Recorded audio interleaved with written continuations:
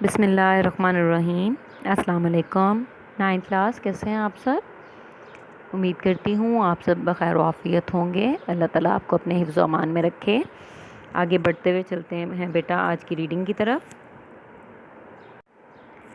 جی بیٹا، آپ لوگوں کو یاد ہوگا کہ ہماری لاسٹ ویڈیو میں ہم نے قائد اعظم محمد علی جناح رحمۃ اللہ علیہ کی سیاسی اور آئینی کوششوں کے حوالے سے قیام پاکستان میں کردار تاحت کی تھی۔ ٹھیک ہے، یہ پورا کویسچن میں نے آپ کو نہیں کروایا تھا، ہاف کویسچن کروایا تھا۔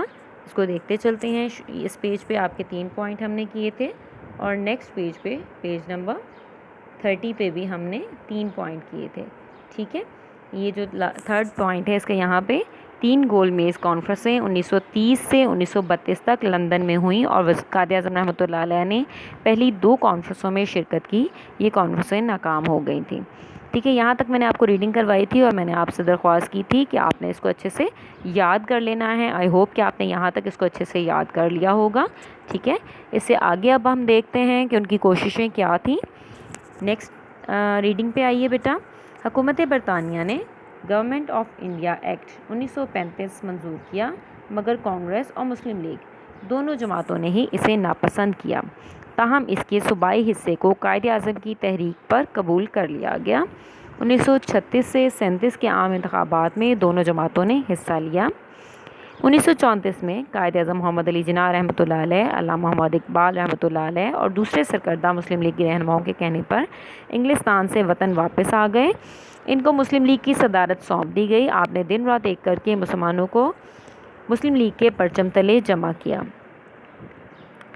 1940 میں لاہور میں مسلم لیگ کا سالانہ جلسہ منعقد ہوا، جس میں ہندوستان کے مسلمانوں نے متفقہ طور پر ایک قرارداد منظور کی کہ ہندوستان کے مسلمانوں کو ایک الگ خطے کی ضرورت ہے، جس میں وہ اپنی اکثریت کے بلبوتے پر اپنی زندگی اسلام کے اصولوں کے مطابق گزار سکیں۔ اس جلسے کی صدارت قائد اعظم محمد علی جناح رحمۃ اللہ علیہ نے کی تھی۔ ٹھیک ہے، مسلم لیگ نے 1942 اور 40 کے انتخابات میں شاندار کامیابی حاصل کر کے انگریزوں اور ہندوؤں پر یہ واضح کر دیا کہ مسلمانوں کی واحد نمائندہ جماعت جو ہے وہ صرف اور صرف مسلم لیگ ہے۔ پورے ہندوستان کے مسلمانوں نے مسلم لیگ کو اپنا نمائندہ جماعت تصور کر کے اس کو ووٹ دیا تھا۔ ٹھیک ہے، ان انتخابات میں آپ کی قیادت میں مسلم لیگ نے مرکز میں 100% اور صوبائی اسمبلیوں میں 90% کامیابی حاصل کی تھی۔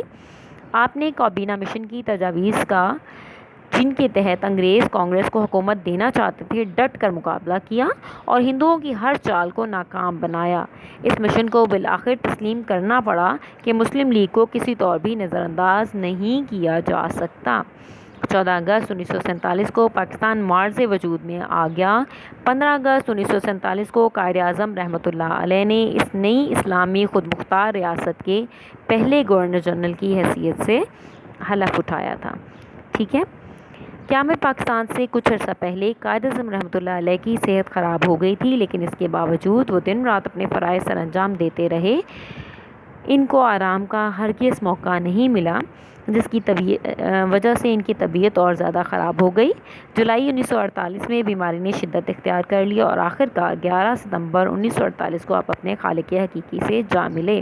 بیٹا یہ بات یاد رکھیے گا کہ قائد اعظم رحمۃ اللہ علیہ نے صرف اور صرف پاکستان بنانے کی خاطر اپنی بیماری کو چھپایا تھا، اور لوگوں تک یہ بات آشکار نہیں کی تھی کہ آپ بیماری کا شکار ہیں، کہ کہیں پاکستان بنانے میں کوئی رکاوٹ نہ آ جائے، پاکستان بننے میں کوئی بھی رکاوٹ پیش نہ آئے، تو اس لیے آپ نے اپنی بیماری کو چھپایا تھا، اور اپنی بیماری کو چھپا کر آپ نے مسلسل دن رات پاکستان بنانے کے لیے کام کیا تھا۔ اس کے لیے ہم جتنے بھی قائد اعظم رحمۃ اللہ علیہ کے مشکور ہوں، ہم وہ کم ہوگا، ہم ان کا شکر ادا نہیں کر سکتے کہ انہوں نے ہمیں خود مختار ریاست دی، کہ جس میں ہم اپنی مرضی سے سانس لیتے ہیں، ہم اپنی مرضی سے اپنی مرضی کے نمائندے منتخب کرتے ہیں، اپنی مرضی کے قوانین بناتے ہیں۔ ٹھیک ہے بیٹا؟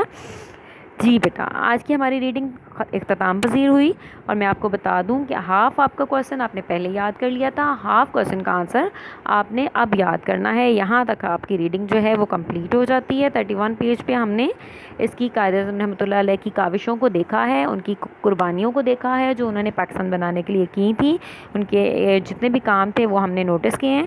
ٹھیک ہے، اب اس کویسچن کا آنسر، یہ کویسچن کیا تھا میں آپ کو کویسچن بتاتی چلوں۔ جی بیٹا، یہ تھرڈ کویشچن میں آئیے دیکھیے، قائد اعظم کی سیاسی اور آئینی کوششوں کے حوالے سے قیام پاکستان میں کردار کو بیان کریں۔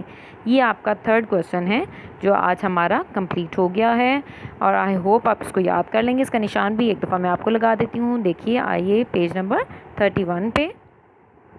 جی بیٹا، اس کویشچن کا آنسر یہاں پیج نمبر 29 سے سٹارٹ ہوتا ہے، ٹھیک ہے۔